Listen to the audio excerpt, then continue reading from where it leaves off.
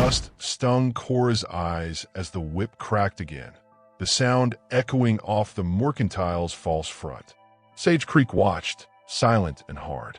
17, alone, and heavy with a child conceived in shadows, she braced against the whipping post, the rough wood scraping her cheek.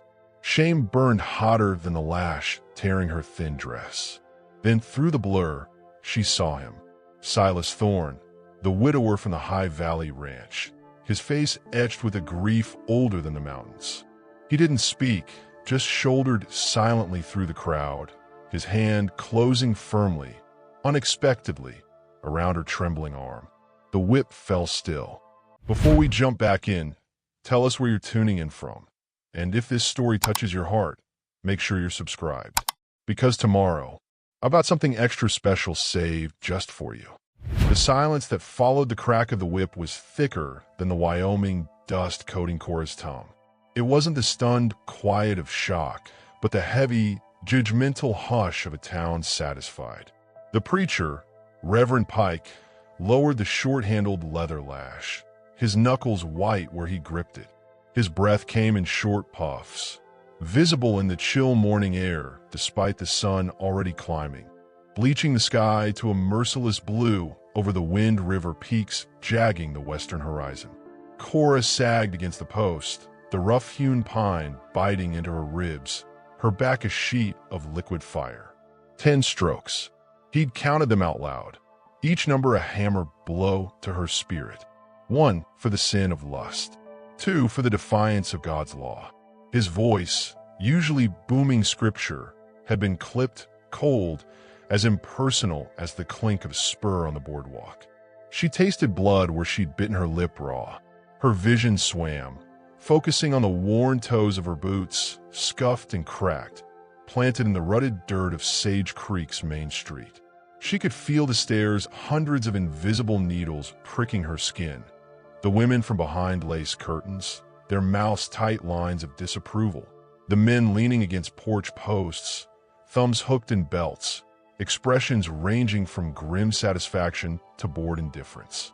The scent of horse manure, stale beer from the saloon doors swinging open down the street, and the sharp tang of fear sweat coming from her own body filled her nostrils. A fly buzzed lazily near her ear, drawn to the salt on her skin, or perhaps the coppery smell of blood seeping through the thin cotton of her dress. She willed herself not to faint, not to give them the satisfaction. Her hands, bound loosely before her, instinctively curled protectively over the swell of her belly. "Hold on, little one. Just hold on. Let this be a lesson," Reverend Pike declared, his voice carrying easily in the unnatural quiet. He addressed the crowd, not her. A lesson in purity, in the consequences of straying from the righteous path. Let no young woman of Sage Creek think she can flout the Lord's commandments without facing his earthly justice. He paused, letting his gaze sweep over the onlookers, finally letting it rest on Cora with a look that held no pity, only condemnation. The wages of sin is death. But for the mercy of this community, he left the threat hanging, unspoken but understood. Banishment, starvation, or worse, for her and the child. Cora closed her eyes. Mercy? This was annihilation. Her parents, God-fearing homesteaders who'd scraped a life from the unforgiving prairie soil 10 miles east, had disowned her the moment her condition became impossible to hide. Her father's face, purple with rage, her mother's tears of shame. They'd shoved a meager bundle of clothes into her arms and pointed towards Sage Creek. "You made your bed," her father had spat. "Lie in it with the town's judgment." She'd walked the 10 miles alone, the vast emptiness of the sagebrush plains stretching endlessly around her, the only sound the wind sighing through the silver-green leaves and the frantic beating of her own heart. Arriving in town yesterday had been like stepping into a den of wolves. Whispers followed her. Doors slammed as she passed. The boarding house landlady had taken one look at her swollen belly and hissed, "Ain't no place for you here, harlot." She'd slept huddled in the lee of the livery stable, the smell of hay and horse providing scant comfort against the biting cold and the deeper chill of utter abandonment. The preacher's final pronouncement cut through her numbness. "Cut her loose, Jedediah." Jedediah Moss, the town blacksmith and self-appointed constable, a man whose forearms were thick as cured hams, stepped forward. His face was impassive beneath a thick, graying beard. He drew a knife from his belt, the blade catching the sunlight. Cora flinched as he reached for the rope, binding her wrist to the post. The coarse fibers scraped her raw skin as he sawed through them. The sudden release sent a wave of dizziness washing over her. Her legs buckled. She pitched forward, bracing for the impact with the hard-packed earth. It never came. A strong arm caught her under the elbow, steadying her with surprising gentleness. The grip was firm, callous but not rough. The sudden support was so unexpected, so alien in this place of cruelty, that Cora gasped, her head snapping up. Dust motes danced in the harsh sunlight, framing the face of the man holding her. Silas Thorne. She knew him only by sight and reputation. The widower owned a rocking tea, a decent spread up in the high valley pastures, folks said. Kept to himself mostly since his family died. Cholera 3 winters back. Wife, son, baby daughter. Gone. His face, weathered by wind and sun into deep lines, was impassive, but his eyes, a startlingly clear gray beneath the brim of his worn Stetson, held a quiet intensity. Not pity exactly, something deeper, older. A recognition of profound loss that mirrored the desolation inside her. He didn't look at the preacher, didn't look at the crowd. His gaze was fixed on a point somewhere over her shoulder, towards the distant, snow-dusted peaks. Yet his hand on her arm was unwavering, an anchor in her swirling world of pain and shame. Reverend Pike's face tightened. "Thorne, this is none of your concern. Justice has been served." Silas didn't respond immediately. He seemed to be weighing something vast and silent. The only sound was the wind whistling faintly through the gaps in the boardwalks and the restless stamp of a horse tied outside the saloon. Then his voice, low and gravelly, barely carried beyond Cora and the preacher, yet it cut through the tension like a knife. "Seems it was 10 stripes." He paused, his gray eyes finally flicking down to meet Cora's, just for a heartbeat. She saw no judgment there, only a weary sadness that echoed the ache in her own bones. He looked back at Pike. "Seems it's done." Then step aside. Pike said, his voice regaining its pulpit authority. "She'll find her own way from here." As is fitting, Silas Thorne's jaw tightened almost imperceptibly. His hand didn't leave Cora's arm. Instead, he shifted his stance slightly, turning her away from the post, away from the preacher, towards the edge of the crowd. His movement was deliberate, unhurried, yet it radiated a quiet finality. "She's coming with me." A murmur rippled through the spectators. Jedediah Moss shifted his weight, his hand resting casually near the pistol holstered on his hip. Cora's breath hitched. Go with him? To his ranch? Why? What did he want? Fear, fresh and sharp, warred with the dull throb of her wounds and the desperate, clawing hope that this might mean survival. For a child, Pike stepped closer, his voice dropping to a venomous hiss meant only for Silas and Cora. "Thorne, think what you're doing. Harboring her shame? Inviting God's wrath onto your own land? That bastard she carries is a stain. You risk staining your soul, what's left of your name." Silas's gaze hardened. For the first time, a flicker of something dangerous sparked in his gray eyes. He didn't look at the preacher, but at Jedediah Moss. His voice, when it came, was flat, devoid of inflection, yet it carried the weight of stone. "My land, my choice." He paused, letting the simple declaration hang. "Anyone got a problem with that? They know where to find me." He didn't wait for a response. Gently, but with undeniable firmness, he guided Cora forward, stepping off the raised platform where the whipping post stood and onto the dusty street. The crowd parted silently before them, a sea of hostile or bewildered faces. Every step was agony. The lash wounds screamed with each movement, the fabric of her dress rasping against the raw stripes. Her legs trembled violently. Silas adjusted his grip, offering more support, his arm a solid brace against her side. He said nothing. His silence was a fortress. Cora kept her eyes downcast, focused on putting one foot in front of the other on the swirling dust devils dancing ahead of them. The weight of the town's gaze pressed down on her, a tangible force. Whispers followed them, sharp as shards of glass. Fool. Damned fool. What's he thinking? Just like his boy to take in strays. His boy. The thought flickered, uninvited, through Cora's pain-fogged mind. Did Silas Thorne have a son who took in strays? Was that why? Was she just another stray to him? A mangy dog to be fed scraps out of some misplaced sense of what? Duty? Guilt? The hope that had flared momentarily dimmed, replaced by a cold dread. What awaited her at the rocking T? They reached the end of the boardwalk where a sturdy bay gelding stood patiently hitched next to a raw-boned dun mare. A plain, serviceable buckboard wagon stood behind them. Silas stopped, releasing her arm just long enough to untie the horses. Cora swayed, gripping the rough wood of the wagon's side for support. The world tilted alarmingly. The scent of horsehide and dust filled her nostrils, mingling with the persistent, nauseating smell of her own blood and sweat. "Can you climb?" Silas asked, his voice low, the first words he'd spoken directly to her since taking her arm. He didn't look at her face, his attention on checking the mare's harness buckle. Cora swallowed, tasting dust and blood. Could she? Every muscle protested. The thought of hauling herself onto the high wagon seat seemed impossible. She looked at it, a mountain of wood and leather.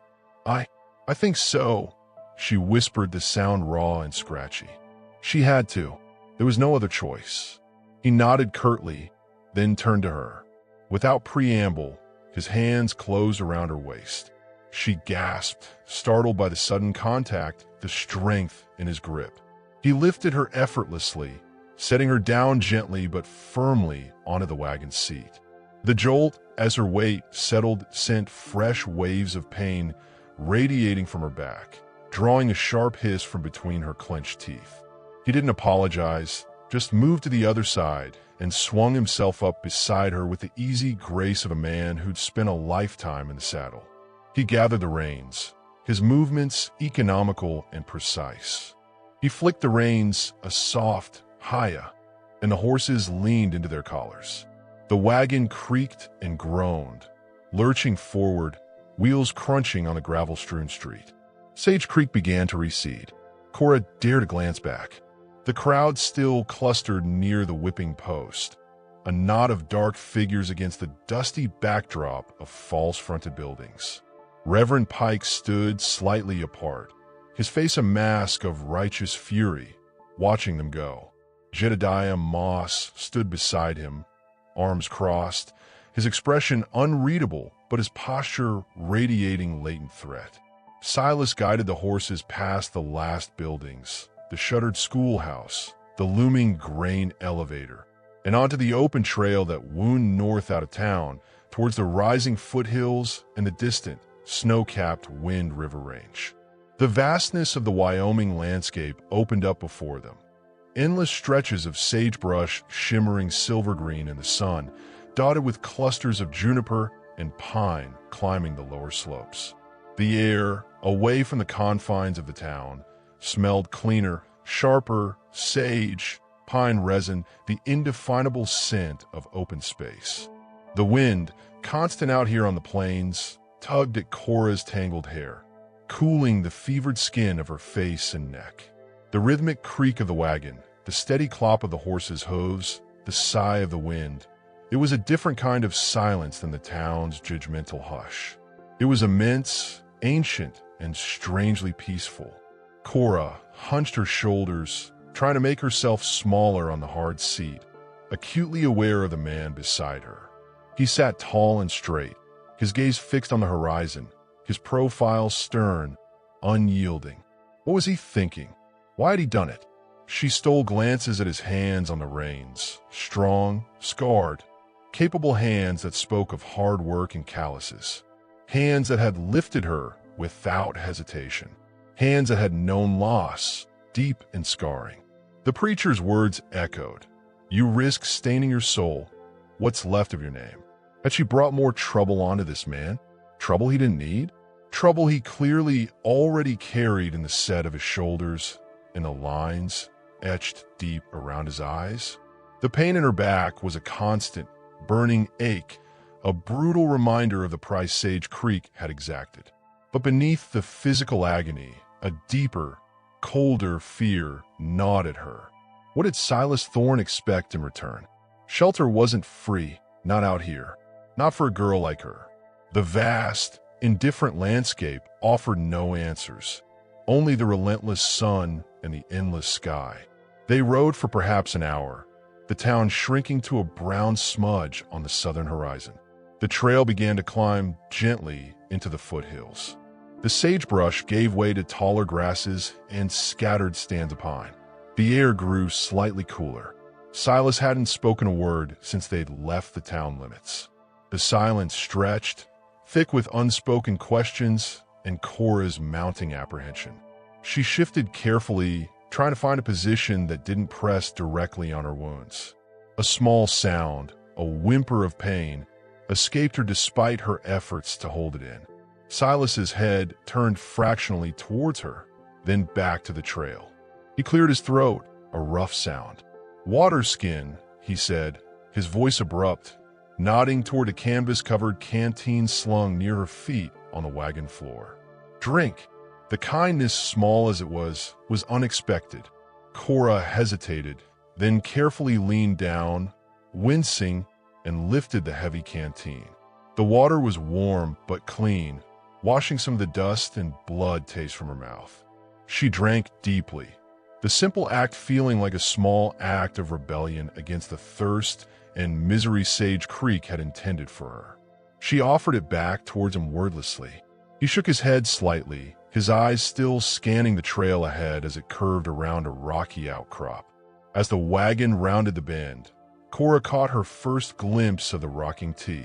It lay in a high valley cupped by pine-clad slopes. A modest, sturdy log ranch house with a stone chimney stood near a cluster of weathered-out buildings. A barn, a corral, a small bunkhouse that looked long and used. A creek, sparkling like a ribbon of molten silver in the sunlight, wound through the meadow below the house. It looked isolated, self-contained, a world away from the harsh scrutiny of Sage Creek. A fragile tendril of hope, thin as a spider's thread, unfurled within Cora's bruised heart. Maybe here, Silas guided the wagon down the gentle slope towards the buildings. As they drew nearer, Cora noticed details. The neat stack of firewood beside the house, the well-tended vegetable garden fenced against wildlife, the absence of any other movement. It looked cared for, yet profoundly empty, a place holding its breath. He pulled the team to a halt near the corral gate, setting the brake with a solid clunk. The horses blew out, shaking their heads. The sudden stillness felt immense. Silas climbed down first, his boots hitting the hard-packed earth with a soft thud. He walked around to her side of the wagon. Cora braced herself, unsure what to expect. Would he help her down? Order her to get down? His expression was unreadable as he looked up at her. "Can you walk?" he asked, his voice low. She nodded, though she wasn't entirely sure. The ride had stiffened her wounds terribly. She gripped the edge of the seat and slowly, painfully, swung her legs over the side. The jarring impact as her feet hit the ground sent a white-hot lance of pain up her spine. She gasped, stumbling forward. Silas's hands shot out, steadying her again, his grip firm on her shoulders. She flinched instinctively, bracing for she didn't know what. Anger? Impatience? But his touch, while strong, wasn't harsh. He held her until she found her balance. The rough fabric of his woolen shirt scratchy against her bare forearms. Up close, she could see the network of fine lines around his eyes, the flecks of gray in his dark beard, the utter weariness in his gaze. It wasn't directed at her. It seemed ingrained. "Inside," he said, releasing her shoulders but staying close. He gestured towards the log house. "Get that back seen to." He turned towards the horses, starting to unbuckle the harness. Cora took a shaky step towards the house, then another. Each movement was an ordeal. The short walk to the porch steps felt like miles. She paused at the bottom, looking up at the simple plank door. What lay beyond it? Sanctuary? Or just another kind of judgment? She placed a foot on the first step, the weathered wood groaning softly under her weight. She gripped the rough-hewn railing, pulling herself up. One step, two. The door was within reach. As her hand touched the cold iron latch, a sound made her freeze. Not from inside the house. From behind her, a distant, rhythmic thudding, faint but distinct, carried on the wind from the direction of the trail they'd just descended. Hoofbeats. More than one horse. Coming fast. Her breath caught in her throat. Silas had stopped unhitching the team, his head cocked, listening intently. His hand drifted slowly, deliberately, towards the revolver holstered on his hip, his gray eyes narrowing as he scanned the ridgeline above the valley where the trail emerged from the pines. The peaceful silence of the high valley shattered, replaced by the ominous drumbeat of approaching riders. Who would follow them out here? And why so soon? The rhythmic thudding of hooves grew louder, sharper, shattering the fragile peace of the high valley. Each beat echoed the frantic pounding of Cora's heart against her ribs. She froze on the porch step, her hand still on the cold iron latch, the lash wounds on her back screaming a silent counterpoint to the approaching threat.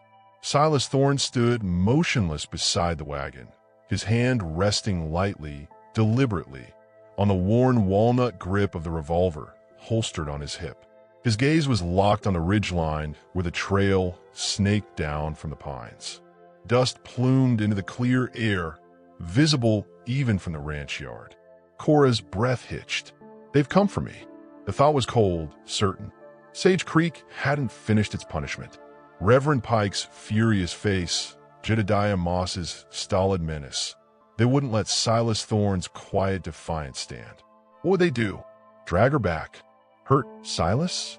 Her free hand instinctively cradled the swell of her belly, a primal shield for the life within. Hold on, little one. Please hold on. Silas didn't look at her. His entire being seemed focused on the trail, assessing the speed, the number. Inside, he commanded, his voice low but carrying the weight of stone across the yard. It wasn't a request. Now, bold it. The urgency in his tone broke her paralysis. She pushed the heavy plank door open, stumbling into the dim interior. The smell hit her first, wood smoke ingrained in the logs, old leather, the faint tang of linseed oil, and beneath it all, a lingering scent of emptiness, of rooms too long uninhabited. She slammed the door shut, her trembling fingers fumbling with the thick wooden bolt, finally sliding it home with a solid thunk. She pressed her back against the rough-hewn wood, the pressure igniting fresh agony across her shoulders, and peered through a narrow crack beside the door frame. 3 riders burst over the crest, horses lathered, kicking up dust that hung like a dirty curtain behind them. Jedediah Moss led, his massive frame dwarfing his sturdy bay. Reverend Pike rode beside him, his black coat stark against the dusty landscape, his face set in grim lines. Behind them came a lean, hard-faced man Cora didn't recognize, wearing a battered hat pulled low and a rifle slung across his back. Lemuel Vance, the town's part-time tracker and enforcer, known for his ruthless efficiency. They reined in hard before Silas, their horses blowing steam into the cool air, hooves stamping impatiently on the hard-packed earth. Silas hadn't moved. He stood beside the wagon, his posture relaxed but alert, a lone sentinel before his home. The afternoon sun cast long shadows across the yard, painting the scene in stark contrasts of light and deep shade. Thorne, Jedediah Moss's voice was a low rumble, like distant thunder. He didn't dismount. Brought the preacher. And Vance. Silas nodded slowly, his gray eyes sweeping over the trio. Seen that? What brings you all the way out here, Jedediah? Town run, out of sinners to punish. Reverend Pike leaned forward in his saddle, his eyes burning with righteous fire. This is no jesting matter, Silas Thorne. You have taken into your home, onto your land, a vessel of iniquity. That girl carries the fruit of sin, a living affront to God and this community. By harboring her, you share her guilt. You invite divine retribution upon yourself and risk bringing shame upon Sage Creek. The preacher's words, flung across the quiet yard, struck Cora like physical blows even through the door. Vessel of iniquity, fruit of sin. She closed her eyes, the familiar acid of shame rising in her throat. The memory surfaced, unbidden and sharp. The boy from the passing wagon train last fall, dark-haired and quick to smile, his promises whispered against her skin as warm as the late summer sun. I'll come back for you, Cora, soon as I settle my folks in Oregon territory. He hadn't come back. Only the swelling proof of his lie remained. She had clung to hope long after the snows came. A fool's hope, until her parents' disgust made it impossible to hide. She pressed her knuckles against her mouth, biting down hard to stifle a sob. He left me. They all leave. Silas's reply to the preacher was measured, devoid of heat, but laced with an unyielding core. My land, Reverend, my choice who sets foot on it. Seems I made that clear back in town. Jedediah shifted, the leather of his saddle creaking loudly. Clear enough, Silas. Clear enough to cause a heap of trouble. Folks ain't happy. They see you thumbing your nose at the town's judgment. Makes him nervous. Makes him wonder where your loyalties lie. He paused, his small eyes fixed on Silas.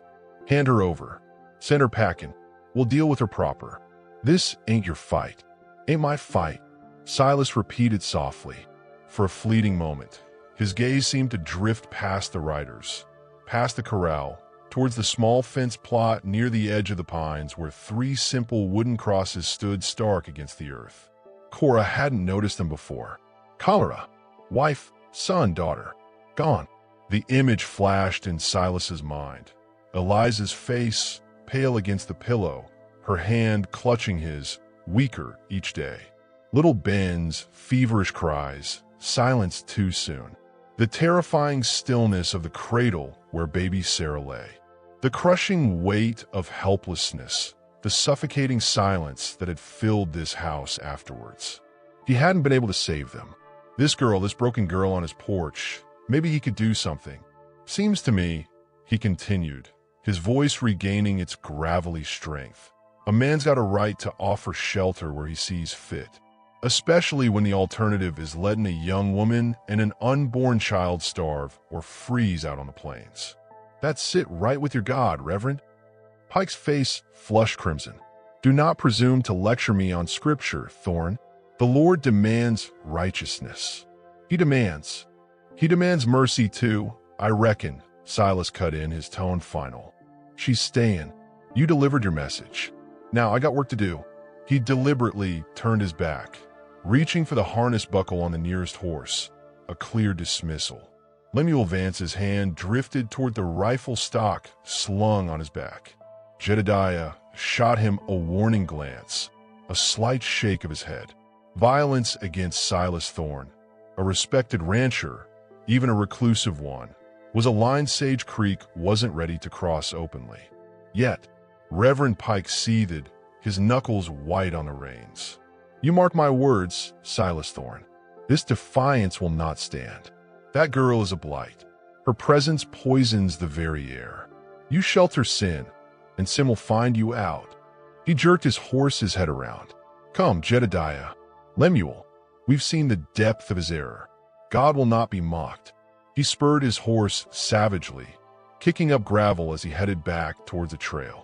Jedediah lingered a moment longer, his gaze sweeping over the ranch house, lingering on the door where Cora hid.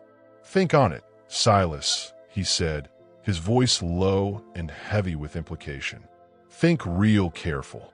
Then he too turned, following the preacher. Lemuel Vance offered Silas a cold, appraising look before nudging his horse after the others. Cora watched them go, the dust cloud swallowing them as they climbed back towards a ridge. Her legs felt like water.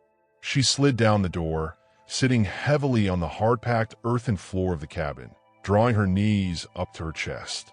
The confrontation had scraped her raw nerves, leaving her trembling and exhausted. The silence after the hoofbeats faded was profound, broken only by the distant cry of a hawk and Silas's quiet movements outside as he finished unhitching the team. A few minutes later, the door bolt scraped. Cora scrambled awkwardly to her feet, wincing. Silas stepped inside, closing the door firmly behind him. The dim light, filtering through the single small window, illuminated dust motes dancing in the air. He didn't speak immediately, his eyes adjusting to the gloom. He crossed to the stone fireplace, knelt, and began building a fire with practiced ease, dry kindling, small logs.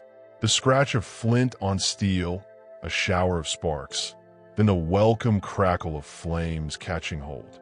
Warmth began to seep slowly into the cool room, the flickering light casting long, dancing shadows on the log walls. He stood, brushing his hands on his trousers. His gaze settled on Cora, still standing frozen near the door. "Sit," he said, nodding toward the sturdy rocking chair pulled near the hearth. It looked well used, the wood smooth and dark with age. Hesitantly, Cora moved towards it, lowering herself with immense care, the simple action a fresh ordeal. The fire's warmth on her face was a small, profound comfort. Silas disappeared into a back room, returning with a chipped enamel basin, a clean, rough cotton cloth, and a small earthenware jar. He filled the basin from a water bucket near the door, setting it on the hearthstone to warm slightly. He placed the cloth and the jar on a small, scarred table beside her chair. "Salve," he said gruffly, avoiding her eyes. "For the stripes. Antiseptic. Use it." He turned abruptly and walked to the small kitchen area. Little more than a counter, a dry sink, and a cast-iron stove. He lifted the lid on a pot simmering there, releasing the rich, savory smell of stew. He stirred it silently, the scrape of the wooden spoon loud in the quiet. Cora looked at the simple items beside her. The kindness was so stark, so unexpected after the venom of the riders and the brutality of the town. It felt fragile, like thin ice over deep water. She picked up the jar, unscrewing the lid. The salve inside was pale yellow, smelling faintly of herbs and beeswax. Her fingers trembled as she dipped the cloth into the warm water, wringing it out. Reaching awkwardly behind her back was agony. The fabric of her dress clung stickily to the wounds. She bit her lip, trying to dab at the torn skin, a whimper escaping her. Silas glanced over.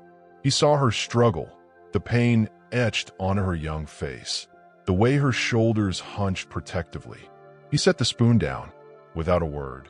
He walked over, took the cloth from her trembling hand, and gently, almost impersonally, began to clean the worst of the dried blood from her upper back, careful not to touch the deeper lacerations. His touch was surprisingly light, clinical. Cora flinched at first, bracing for pain or worse, but there was only the cool cloth and a detached efficiency. He worked in silence, his face impassive, but Cora could feel the calluses on his fingers, the careful control in his movements. When he was done cleaning, he took the jar, scooped out a small amount of the salve, and applied it with the same detached care to the raw stripes she couldn't reach. The salve stung fiercely at first, then settled into a cool numbness that dulled the sharpest edge of the burning pain. "Thank you," Cora whispered, the words thick in her throat. She couldn't bring herself to look at him. He didn't respond, simply recapped the jar and placed it back on the table. He returned to the stove, ladled stew into a chipped earthenware bowl, and brought it to her, along with a spoon and a tin cup of water. "Eat," he said. It wasn't gentle, but it wasn't harsh either. Just a directive. Necessary. The stew was simple, chunks of venison, potatoes, carrots, but it was hot and nourishing. Cora ate slowly, the warmth spreading through her chilled body. The rocking chair creaked softly beneath her. She watched Silas move around the cabin.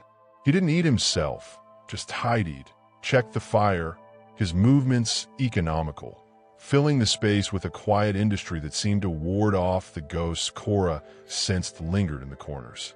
She noticed the absence of anything personal, no pictures, no keepsakes on the mantel save for a single, smooth river stone. Only the rocking chair and the crosses outside spoke of the life that had once filled these walls. The tentative peace was shattered hours later, after dusk had settled like a velvet cloak over the valley. Cora was dozing fitfully in the rocking chair, lulled by the fire's warmth and the exhaustion of the day, when Silas, who had been sitting whittling silently by the hearth, suddenly stiffened. His head snapped up, listening. Cora jolted awake, fear instantly coiling in her stomach. Silas rose silently, moving to the window.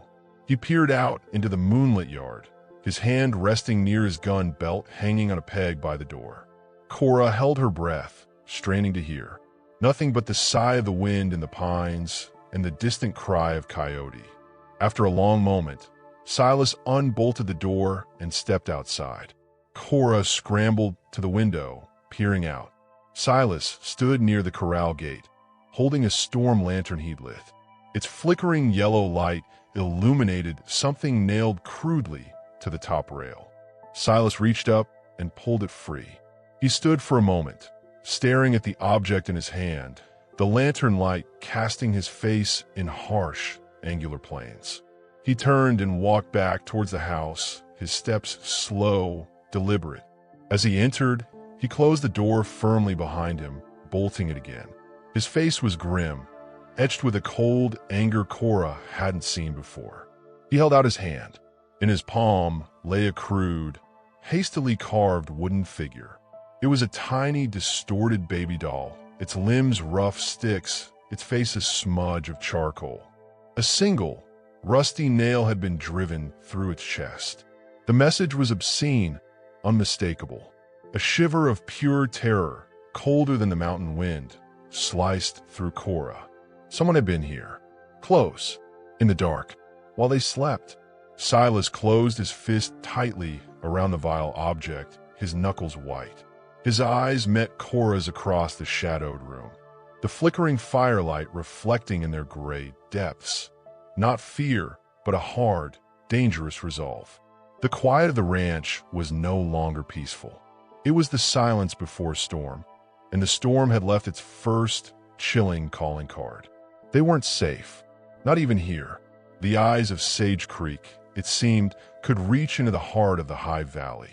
Silas Thorne's fist closed like a vice around the obscene wooden doll, the rough edges of the crude carving biting into his palm. The flickering firelight painted his face in stark relief, etching deep lines of fury and a chilling, focused resolve around his mouth and eyes. The rusted nail, cold and brutal against his skin, felt like a direct assault, not just on Cora, but on the fragile sanctuary he'd tried to carve from grief within these log walls. The silence in the cabin thickened, heavy with the unspeakable threat left on his corral rail. Cora couldn't tear her eyes away from his clenched hand.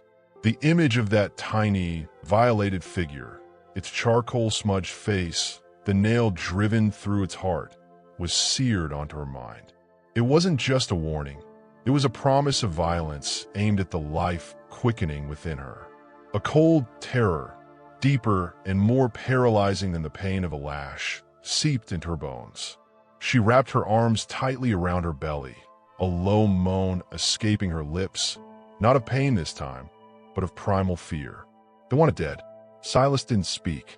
He turned abruptly, strode to the stone fireplace, and with a savage motion, flung the vile object into the heart of the flames. The drywood caught instantly, the small figure blackening, curling, the nail glowing briefly red before being consumed. The acrid smell of burning pine resin and paint filled the small space, a grim pyre for the twisted message. He stood watching until nothing remained but embers, his back rigid, shoulders set against the weight of the malice that had breached his land under cover of night. "Ooh," Cora whispered, her voice thin and ragged in the heavy quiet. "Who would?"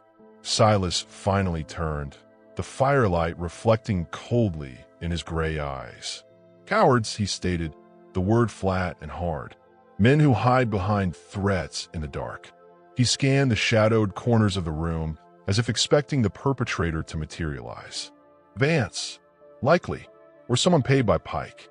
Moss wouldn't dirty his hands direct, but he knows. He walked to the window, peering out into the moon-washed darkness of the yard, the distant pines like sentinels guarding secrets. "Won't happen again." It wasn't reassurance, it was a vow. He moved then, not towards Cora, but to a heavy oak trunk pushed against the far wall. Kneeling, he lifted the lid with a soft groan of hinges. Cora watched, her fear momentarily overlaid with curiosity as he rummaged inside, the scent of aged wood and gun oil drifting across the room. He pulled out a second revolver, older than the one he wore, its blued steel worn but well cared for, and a box of cartridges. He checked the cylinder, loaded it with practiced, economical movements, the metallic click-clack loud in the stillness.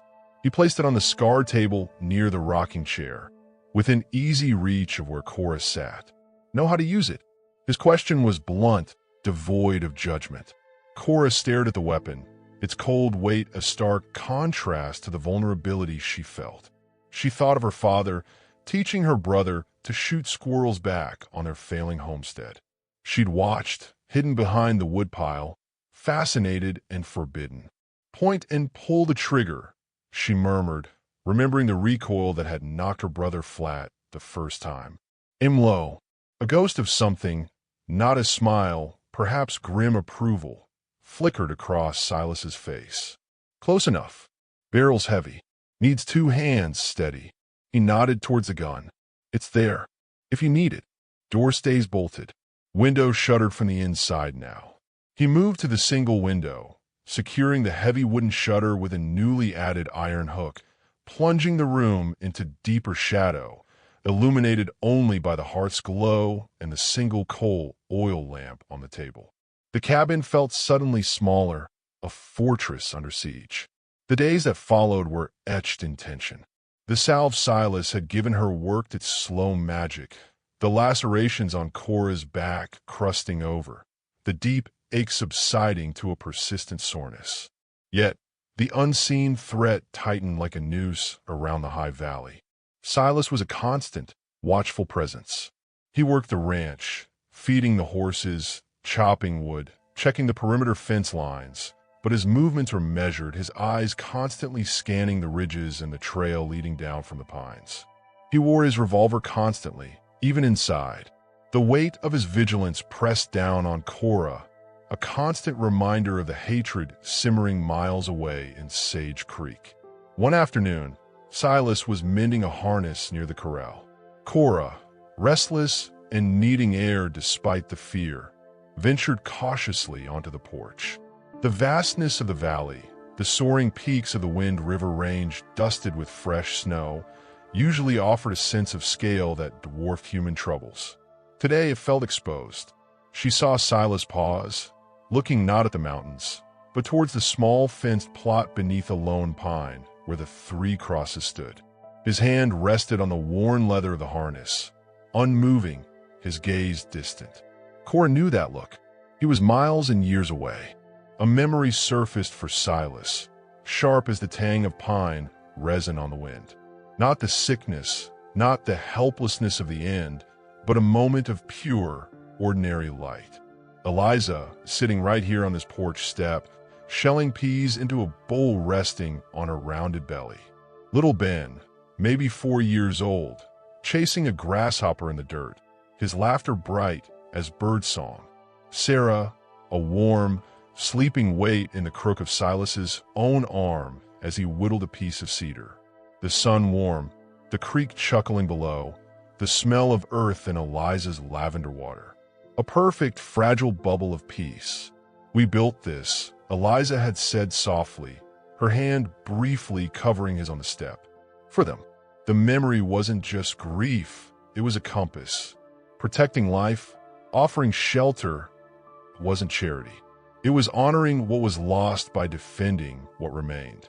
Even this frightened girl carrying another man's child. Cora saw his shoulders square, a deep breath drawn in, as if settling the memory back into its place. He resumed his work on the harness, his movements firmer, more deliberate. The quiet resolve radiating from him was a different kind of anchor. Later, needing to feel useful, to push back against the helplessness, Cora timidly offered to help with the evening chores. Silas, carrying an armload of split wood towards the house, paused. He looked at her, then at the woodpile. "Kindling," he said gruffly. "Small pieces, for the morning." It was a simple task, but it felt like an offering of trust. Cora knelt carefully by the pile, the rough bark scraping her palms, the scent of pine sharp and clean. She sorted through the split logs, selecting the smaller, drier pieces, stacking them neatly in a woven basket Silas had left nearby. The rhythmic activity, the tangible result of her effort, was a small balm. Silas passed her once, carrying water from the creek in 2 heavy buckets. He didn't speak, but his gaze lingered on the growing pile of kindling, a slight, almost imperceptible nod his only acknowledgement. It was enough. The fragile rhythm shattered 3 days later. Silas had ridden out at dawn to check on a distant line shack, a necessary risk. He'd left explicit instructions, door bolted, revolver on the table, don't answer unless it was a specific, 2 short, 1 long knock. Cora spent the morning mending one of Silas's shirts, her fingers clumsy with the needle, but determined. The low thrum of anxiety was constant, a bass note beneath the silence. Around midday, the sound reached her, not hoofbeats, but the harsh, grating squeal of wood under stress, followed by a heavy splash. It came from the direction of the creek, near the small diversion flume Silas used to water the vegetable garden. Fear prickled her skin. Abandoning the mending, she crept to the shuttered window, peering through the narrowest crack she could manage. Down by the creek, partially obscured by willow scrub, she saw a figure, not on horseback but standing knee-deep in the water. Jedediah Moss. His back was to the cabin. He was using a long, heavy pry bar, levering it against the carefully stacked rocks of Silas's flume. With a grunt she could almost hear across the distance, he heaved. Another section of the rock wall collapsed into the rushing water, sending a spray into the air. The diverted flow faltered, the channel silting instantly with mud and debris. He wasn't destroying the entire thing. He was sabotaging it, ensuring the garden would wither. A petty, vindictive act of vandalism, a violation of the work that sustained this isolated place. Moss straightened, wiping sweat from his brow with a thick forearm. He turned slowly, deliberately, his gaze sweeping up the slope towards the cabin. Even from this distance, Cora felt the cold weight of his stare. He couldn't see her through the crack, she knew, but he knew she was there. He raised the pry bar, not in threat, but in a slow, deliberate gesture, pointing it towards the damaged flume, then sweeping in an arc that encompassed the cabin, the corral, the whole ranch. A silent, menacing declaration, "We can reach you anytime." He held the pose for a long moment, letting the message sink in, before turning and slogging back through the creek, disappearing into the willows on the far bank. Cora stumbled back from the window, her heart hammering against her ribs. The revolver lay cold and heavy on the table. She hadn't even thought to pick it up. Moss hadn't come near the cabin, hadn't threatened her directly, but the violation was profound. The deliberate destruction of something vital, the casual display of power. It was a different kind of violence, meant to erode their sense of security, to prove their vulnerability. He hadn't come for her. He'd come for Silas, for the lifeblood of his land. She sank into the rocking chair, the mended shirt forgotten in her lap. The memory she'd fought surfaced now, not of the wagon train boy and his lies, but of her mother. Not the shame and rejection, but a moment before everything shattered. They'd been planting early potatoes, the spring earth cool and damp. Cora, complaining about the ache in her back. Her mother had stopped, wiped her brow with the back of her hand, leaving a smudge of dirt. She'd looked at Cora, not with judgment then, but with a weariness that held a strange strength. "Land's hard, girl," she'd said, her voice rough but not unkind. "Life's harder. You bend, but you don't break. You tend what's yours. You fight for it, tooth and nail, 'cause nobody else will."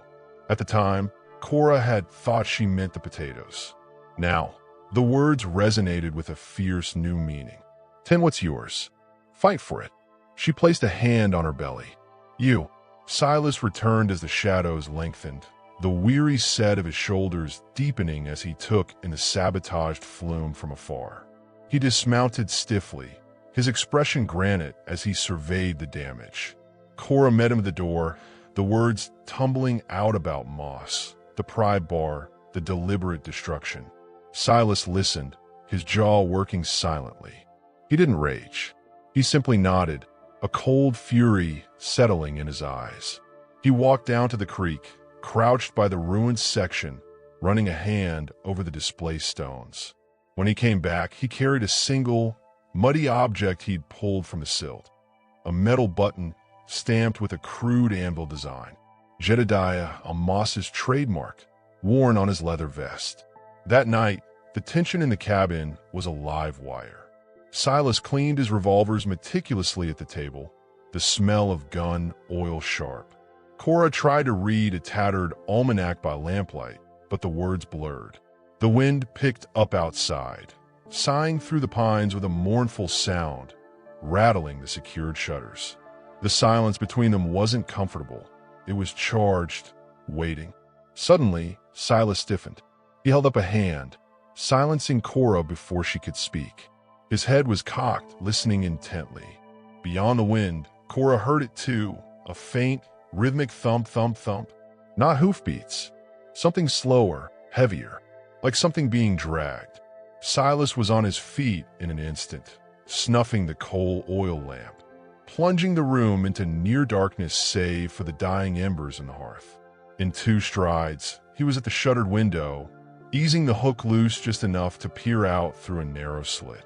Cora pressed herself back into the rocking chair, her hand instinctively reaching for the cold grip of the revolver on the table. Her fingers closed around it, the weight unfamiliar and terrifying. The dragging sound grew louder, closer. It seemed to circle the cabin, a slow, deliberate circuit just beyond the ring of faint moonlight. Thump, scrape, thump. Silas tracked the sound, his revolver a dark silhouette in his hand, his breathing shallow and controlled. Cora's own breath hitched in her throat. Was it Moss? Vance? Some new horror scent from Sage Creek? The dragging sound stopped abruptly, right outside the front door.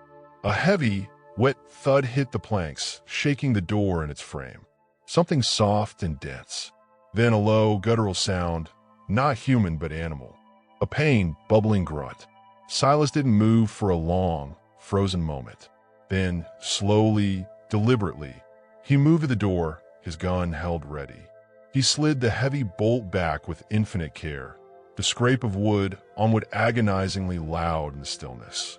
He eased the door open just a crack, just enough to see out. Cora saw his body tense. He pulled the door open wider, stepping swiftly outside, his revolver sweeping the moonlit yard. The wind caught the door, swinging it fully open. Cora's gaze followed him, then dropped to the porch step. Illuminated by the faint glow from the hearth behind her, lay the source of the dragging sound and the final, wet thud. It was Silas's old border collie, Jasper, the loyal dog who usually slept in the barn. He lay on his side, panting shallowly, a dark, wet stain spreading across his tawny fur from a deep gash in his flank. His eyes were wide and frightened, fixed on Silas. One hind leg was bent at a sickening angle, and around his neck, cruelly tight, biting into the fur, was a loop of braided rawhide, a makeshift snare. The guttural grunt of Jasper's labored breathing filled the night, each shallow pant a knife in Cora's chest. The old collie lay crumpled on the porch, his tawny fur matted with blood, the rawhide snare biting cruelly into his neck. Silas Thorne knelt beside him, the storm lantern casting harsh shadows across his weathered face, his gray eyes cold with a fury that seemed to chill the air itself. Cora stood frozen in the doorway, the revolver's heavy grip slick in her trembling hands, the weight of it grounding her against the terror clawing her insides. The Wyoming wind howled through the pines, carrying the sharp tang of blood and damp earth. Silas worked swiftly, his calloused fingers deft, as he eased the rawhide loop from Jasper's neck. The dog whimpered a low, broken sound, and Cora flinched, her free hand instinctively shielding her belly. The gash in Jasper's flank oozed steadily, staining the porch boards dark. Silas's jaw tightened, his movements precise but urgent as he pressed a clean rag from his coat pocket against the wound. "Hold, boy," he murmured, his voice rough but steady. "Just hold." He glanced up at Cora, his gaze piercing. "Water. Clean cloth. Now." Her legs moved before her mind caught up, the revolver clattering onto the table as she stumbled inside. The cabin's dim interior smelled of wood smoke and fear, the hearth's dying embers casting a faint glow. She grabbed a tin bucket, filled it from the water barrel by the door, and snatched a worn linen towel from a peg. Her back screamed with every motion, the lash wounds pulling tight, but she bit down the pain. Jasper's whimpers echoed in her ears, mingling with the memory of her own cries under Sage Creek's whip. She hurried back, nearly spilling the water in her haste. Silas took the bucket without a word, soaking the towel and gently cleaning the gash. Jasper twitched but didn't fight, his trust in Silas absolute, even in pain. Cora knelt beside them, the cold porch boards biting her knees, her breath hitching as she watched Silas's hands, scarred, steady, capable, work to save what Sage Creek had tried to destroy. The rawhide snare lay discarded beside the dog, its braided strands a silent accusation. Someone had come close. Someone had meant to hurt, to terrify, and they'd succeeded. The memory came unbidden, sharp as a blade.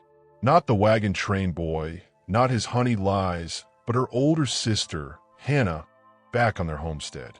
They'd been 14 and 12, sitting by the creek after a long day of hauling water. Hannah, her hair braided tight, had been teaching Cora how to skip stones, her laughter bright against the gurgle of the water. "You gotta fight for what's yours, Cora," she'd said, tossing a smooth pebble that skittered 5 times across the surface. "Even when it's hard, especially then." Hannah had died of fever 2 springs later, her fierce spirit snuffed out too soon. Cora hadn't fought then, she'd only grieved. Now, with her unborn child stirring faintly, Hannah's words burned. "Fight for what's yours." She clenched her fists, nails digging into her palms. "I will." Silas tied off the rag, securing it over Jasper's wound. The dog's breathing steadied slightly, his eyes half closed. "He'll live," Silas said, his voice low, final. "For now." He stood, wiping his hands on his trousers, and scanned the moonlit yard. The corral stood silent, the horses restless, their ears flicking at unseen threats. The pines loomed dark and jagged against the star-strewn sky, hiding whatever eyes might still be watching. He picked up the rawhide snare, turning it over in his hands, his fingers tracing the tight braids. "This ain't moss," he muttered, almost to himself. "Too neat. Vance's work." Cora's heart lurched. Lemuel Vance, the tracker, with his cold eyes and ruthless efficiency. She'd seen him in Sage Creek, always on the fringes, his presence like a shadow that chilled the air. "Why?" she whispered. "Why the dog?" Silas's gaze met hers, hard and unyielding. "To show they can reach us. To make us run." He tossed the snare into the dying embers of the hearth, the rawhide hissing as it burned. "They won't." The night passed in tense vigilance. Silas sat by the door, revolver across his knees, the lantern snuffed to keep their light from betraying them. Cora curled in the rocking chair, the revolver back within reach, her eyes darting to every creak of the cabin. Jasper lay on a blanket by the hearth, his breathing uneven but persistent. Sleep was impossible. The silence was too loud, filled with the ghost of that dragging sound. By dawn, the valley was cloaked in a thin mist, the Wind River range a faint, snow-dusted outline against the gray sky. Silas moved Jasper to the barn, settling him on a bed of straw. Cora followed, needing to do something, anything, to push back the helplessness. She carried a bucket of oats for the horses, her arms trembling under the weight, the strain tugging at her wounds. Silas watched her, his expression unreadable, but he didn't stop her. When she stumbled, spilling a handful of grain, he stepped forward, steadying the bucket with one hand. Their fingers brushed, a fleeting contact that sent a jolt through Cora. Not fear, but something warmer, fragile. "Trust, maybe." "Enough," Silas said, not unkindly. "Rest." He took the bucket, his calloused hand lingering a moment longer than necessary. Cora nodded, her throat tight, and returned to the cabin, the memory of that touch lingering like the scent of sagebrush after rain. The morning was spent in quiet repair.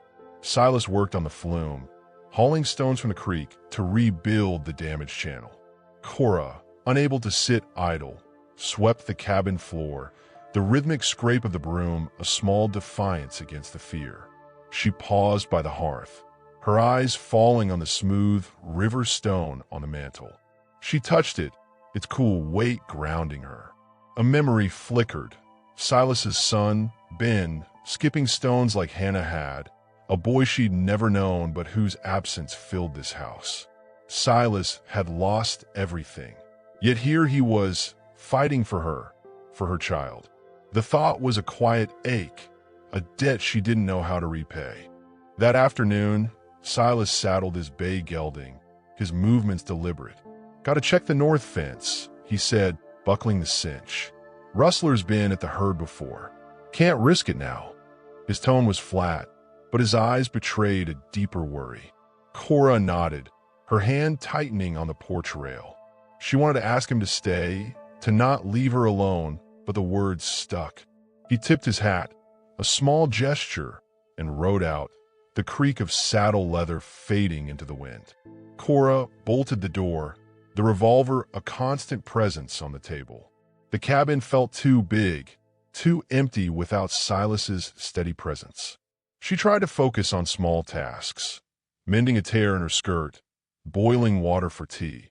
But the silence was oppressive, broken only by the wind's low moan and Jasper's faint whimpers from the barn. Near dusk, the air turned heavy, the sky bruising purple with an approaching storm. Cora stood at the shuttered window, peering through the crack when she saw it, a thin curl of smoke rising from the far edge of the meadow, near the creek's bend. Not the clean smoke of a campfire, but an oily, acrid plume, unnatural against the sagebrush. Her breath caught. She grabbed the revolver, its weight steadying her shaking hands, and eased the shutter open wider. The smoke thickened, drifting closer. She smelled it now, kerosene, sharp and biting. Someone had set a fire, deliberate, malicious, aimed at the dry grass edging the meadow. It wasn't a wildfire. It was sabotage, meant to threaten the ranch's grazing land, to choke their lifeline. Cora's heart pounded. She thought of running to the barn, fetching Jasper, fleeing. But where? The valley was her only refuge, and Silas wasn't here. She grabbed a tin bucket, filled it from the water barrel, and stumbled out to the porch, the revolver tucked into her waistband. The fire was small but spreading, licking at the grass, creeping towards the corral. She doused what she could, the water hissing as it hit the flames, but it wasn't enough. The smoke stung her eyes, her lungs, the baby stirring restlessly within her. She coughed, hauling another bucket, her back screaming with every step. A figure emerged through the haze, not from the trail, but from the pines to the west. Not Vance, not Moss. A woman, older, her gray hair pulled tight under a bonnet, her face lined and hard. She carried a shovel, moving with purpose. "Get back," she snapped, her voice sharp as a whip crack. "You'll kill yourself, girl, and that child." Cora froze, the bucket slipping from her hands.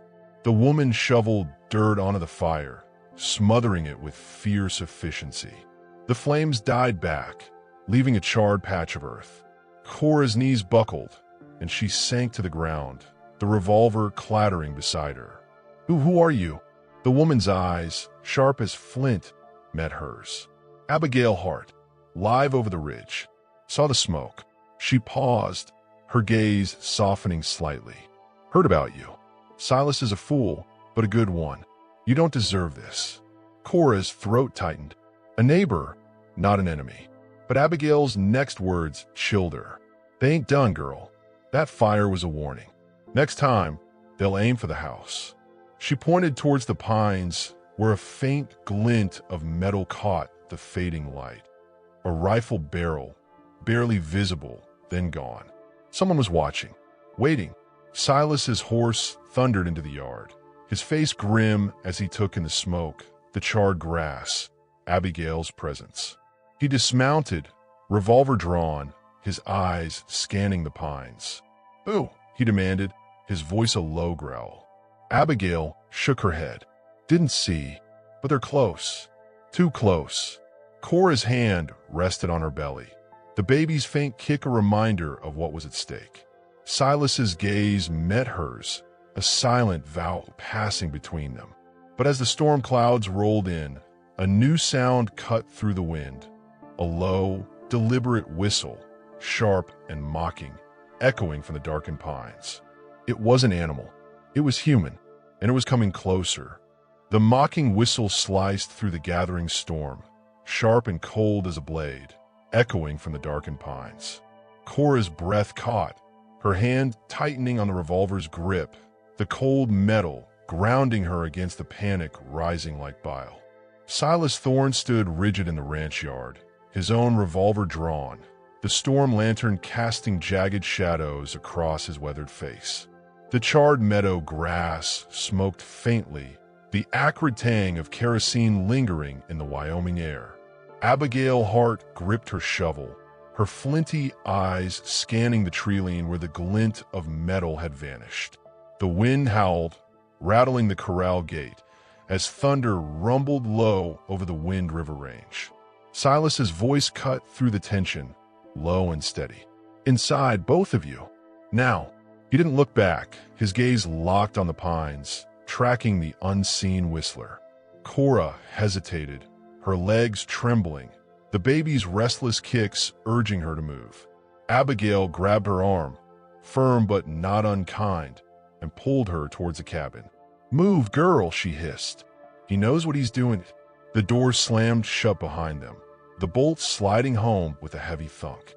Cora pressed against the wall, revolver in hand, her heart pounding so loud she feared it would drown out the world.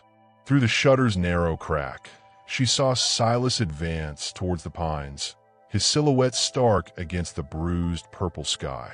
Lightning flickered, illuminating the ridgeline in stark white. The whistle came again, closer, taunting, then stopped abruptly. Silas froze, revolver raised, listening. The silence was worse than the sound, a predator's pause. Cora's fingers tightened on the gun, her mind racing. Vance. It had to be Lemuel Vance, the tracker, his cold efficiency now a blade aimed at their throats. Or was it Moss? stepping out from behind Pike's shadow. The uncertainty was a weight, crushing. Abigail moved to the hearth, stoking the fire with a poker, her movements sharp and deliberate. "Silas will handle it," she said, her voice gruff but steady. "Always has." She glanced at Cora, her lined face softening for a moment. "You're stronger than you look, girl. Hold on to that." Cora nodded, but the words felt distant. Her body ached, the lash wounds a dull throb, the weight of her pregnancy pulling at her. A memory surfaced, raw and vivid, not of Hannah or the wagon train boy, but of her mother's hands, calloused and gentle, braiding her hair one winter night. "You're my fighter," her mother had murmured, her voice thick with love, not yet soured by shame. "No matter what, Cora, you keep going." The memory was a spark, igniting a fierce resolve. She wouldn't let Sage Creek take her child. Not now. Not ever. Outside, Silas reached the edge of the pines, the storm's first raindrops spitting against his hat. The whistle had come from here, low and deliberate, meant to draw him out. He scanned the shadows, the scent of wet pine and earth sharp in his nostrils. A memory flickered. Eliza, standing in this very spot, her laughter bright as she watched Ben chase fireflies one summer evening. "You're their shield, Silas," she'd said, her hand warm in his. "Always." The memory wasn't grief now. It was purpose. Cora, her child, they were his to protect, a second chance to be the shield he'd failed to be before. A twig snapped, sharp and close. Silas spun, revolver steady, as a figure stepped from the trees. Not Vance, not Moss. Reverend Pike, his black coat slick with rain, his face a mask of righteous fury. Behind him, two men, hired hand from Sage Creek, their rifles glinting in the lightning's flash. "Thorne," Pike spat, his voice carrying over the wind. "This ends tonight. That harlot's sin taints your land. Hand her over, or we burn it all." Silas's grip tightened, his voice cold as stone. "You're on my land, Pike. My rules. Leave, or you won't walk off." The hired men shifted, their rifles half raised, but Pike's hand shot up, halting them. His eyes burned, unyielding. "God will be done, Thorne. You can't stop it." Inside, Cora heard the voices, Pike's venom cutting through the storm. Her stomach clenched, a sharp pain lancing through her, not from the lash, but deeper, rhythmic. She gasped, clutching her belly. The baby. It was too soon. Another pain followed, sharper, stealing her breath. Abigail turned, her eyes narrowing. "What's wrong, girl?" It's coming," Cora whispered, terror and pain blurring her vision. Abigail dropped the poker, moving swiftly to her side. "Breathe now. Slow.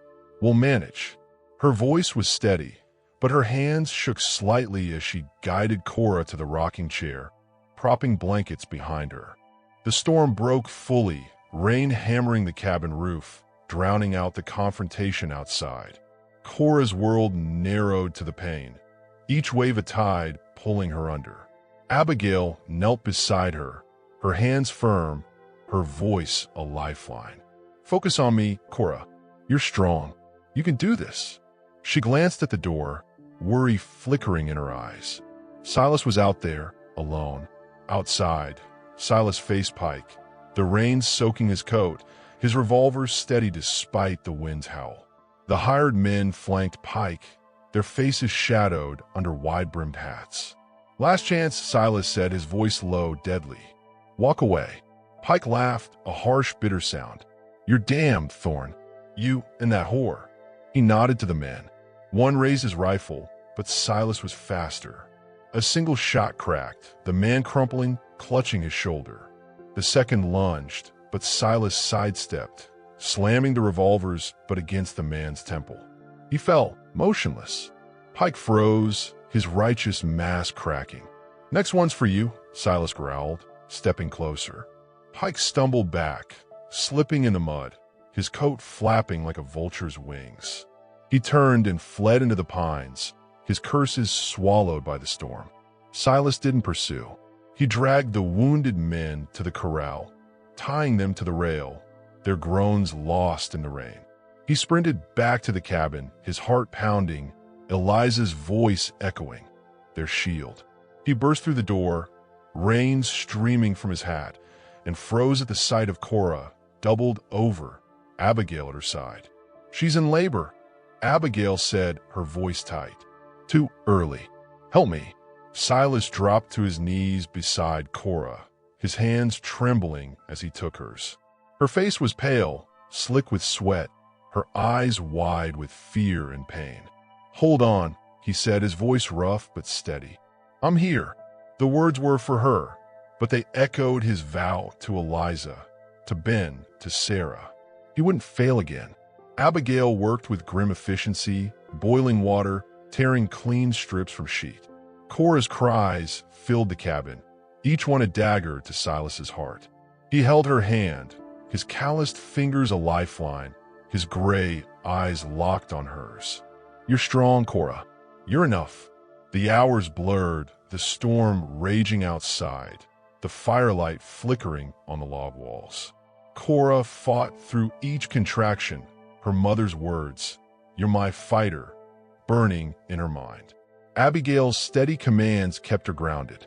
Finally, as the storm began to ebb, a thin, piercing cry broke through the chaos. A girl, small but fierce, her tiny fists clenched.